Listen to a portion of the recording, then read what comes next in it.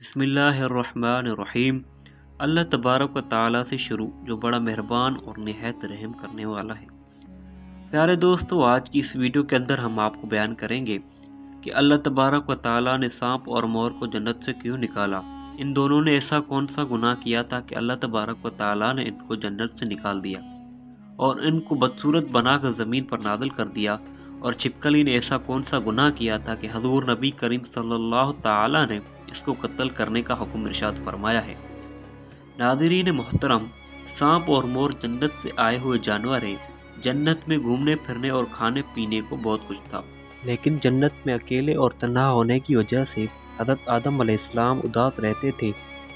تو اللہ تبارک و تعالیٰ نے حضرت آدم علیہ السلام کی بائیں پسلی سے بی بی حوا سلام علیہا کو پیدا کیا، اور یوں حضرت آدم علیہ السلام بی بی حوا سلام علیہا کا ساتھ پا کر خوش ہو گئے، اور وہ دونوں جنت میں خوش رہنے لگے۔ اللہ تبارک و تعالیٰ نے ان سے ارشاد فرمایا کہ تم دونوں جنت میں جہاں چاہو کھاؤ پیو گھومو پھرو، لیکن خبردار اس درخت کے قریب مت جانا اور نہ ہی اس کا پھل کھانا، اگر تم نے ایسا کیا تو تم ظالموں میں سے ہو جاؤ گے۔ سانپ اور مور بھی اس وقت جنت میں رہتے تھے، اور وہ دونوں جنت سے باہر آیا جایا کرتے تھے۔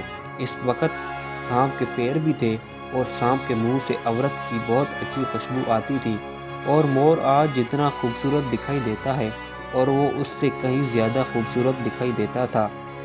جب وہ جنت میں رہتا تھا تو مور کے پاؤں بھی بہت خوبصورت ہوا کرتے تھے۔ ایک دن جب وہ جنت کے باہر آئے تو ان کی ملاقات شیطان سے ہوئی۔ شیطان نے ان دونوں سے کہا کہ مجھے بھی اپنے ساتھ جنت میں لے چلو۔ ان دونوں نے جواب میں کہا، ہمیں اللہ تبارک و تعالیٰ کا خوف ہے اور اس بات کا ڈر ہے تمہیں اپنے ساتھ جنت میں لے جاتے ہوئے ہمیں کوئی دیکھ نہ لے، اس لیے ہم تمہیں اپنے ساتھ جنت میں نہیں لے جا سکتے۔ اس پر شیطان نے انہیں اپنی دوستی کا واسطہ دیا، کہا ہم جنت میں ساتھ رہتے تھے، مجھے بھی جنت میں لے چلو۔ مور نہ مانا، لیکن شیطان نے ان کو دائمی زندگی کے خواب دکھائے، جس پر سانپ مان گیا، اور سانپ نے شیطان کو مشورہ دیا، تم میرے منہ میں بیٹھ جاؤ، میں تمہیں جنت میں لے جا کر اگل دوں گا، اس طرح تمہیں کوئی دیکھ نہیں سکے گا۔ بہرحال ناظرین محترم، سانپ نے شیطان کو منہ میں بٹھا کر جنت میں لے جا کر اگل دیا۔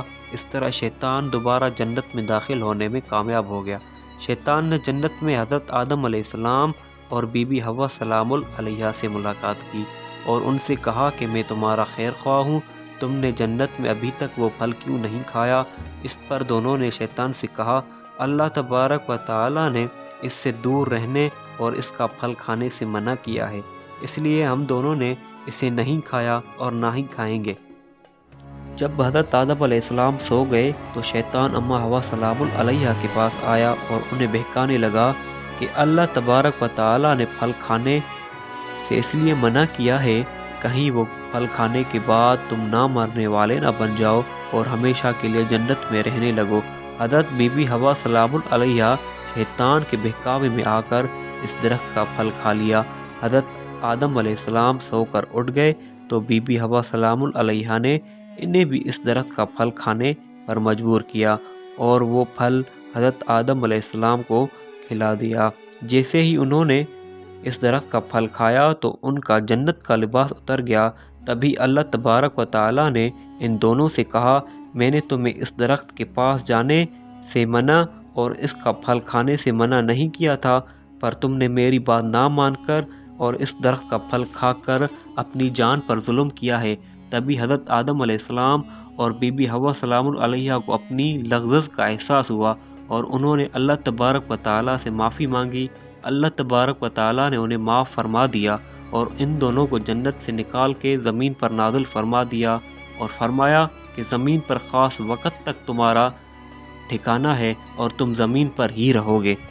اللہ تبارک و تعالیٰ نے شیطان کو جنت لے کر آنے پر مور کی خوبصورتی چھین لی، اور جن پیروں سے وہ شیطان کو جنت میں لے کر آیا تھا انہیں بدصورت بنا دیا، اور جس سانپ نے مور کو شیطان کی مدد کا مشورہ دیا تھا، اللہ تبارک و تعالیٰ نے اس کے منہ سے عورت کی خوشبو چھین کر سانپ کے منہ میں ہی زہر بھر دیا، اور سانپ کی ٹانگیں چھین کر مور اور سانپ کو جنت جیسی اس جگہ سے ہمیشہ ہمیشہ کے لیے نکال دیا۔ اور پیارے دوستو، چھپکلی ایک رینگنے والا جانور ہے جو ہمارے گھروں میں عموماً پایا جاتا ہے۔ چھپکلی کے کچھ اقسام تو زہریلے نہیں ہوتے، لیکن بعض ایسی زہریلی ہوتی ہیں کہ اگر وہ کسی انسان کو اپنی زبان لگا دے تو انسان مر سکتا ہے۔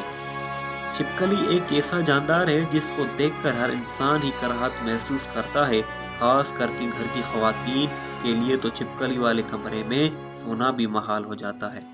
ناظرین محترم، تذکرۃ الاولیاء میں ہے کہ ایک شخص حضرت مولا علی رضی اللہ تعالی عنہ کے پاس آیا اور عرض کرنے لگا کہ چھپکلی کو مارنا جائز ہے یا نہیں، تو حضرت علی رضی اللہ تعالی انہوں نے ارشاد فرمایا کہ نبی کریم صلی اللہ تعالی نے ارشاد فرمایا، چھپکلیوں کو مارا کرو۔ جو چھپکلیوں کو مارنے کا حکم دیا کیونکہ یہ حضرت ابراہیم علیہ السلام کی آگ پر پھونکے مارتی تھی۔ بحوالہ بخاری شریف، حدیث نمبر 3359۔